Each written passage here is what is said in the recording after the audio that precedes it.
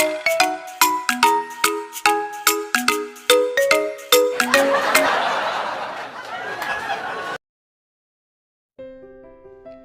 บายดี大家好欢迎大家一起来学习汉语我是苏妮姐姐สบายดี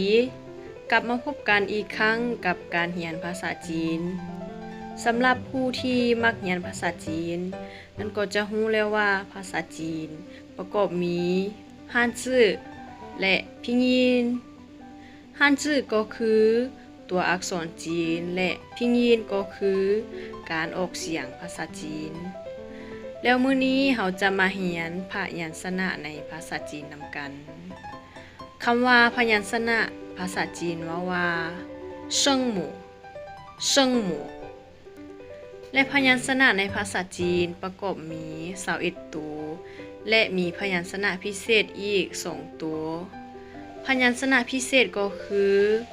เป็นทั้งครึ่งพยัญชนะและครึ่งสระต่อไปเราจะมาออกเสียงพยัญชนะนำกันพยัญชนะ1ตัวเราจะอ่าน2ครั้งดังนี้ปัวปัวพัวพัวมัวมัว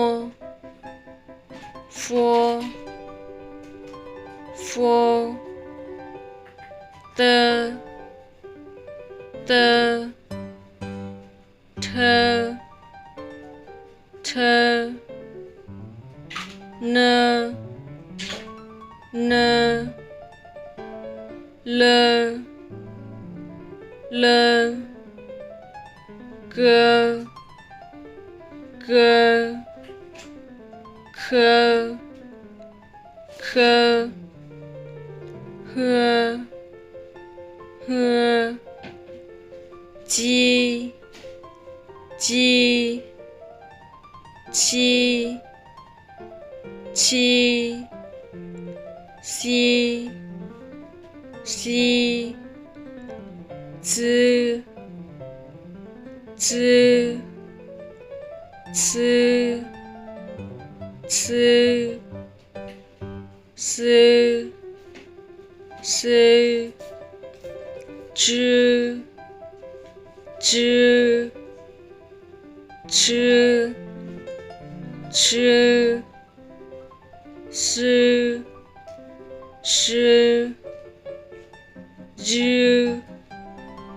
จืและสุดท้ายพยัญชนะพิเศษ2ตัวคือยียีวูวูและทั้งหมดนี้ก็คือพยัญชนะทั้งหมด23ตัวสำหรับมื้อนี้เรียนเท่านี้กันก่อน今天我们先学到这里สำหรับมื้อนี้ขอกล่าวคำว่าสบายดี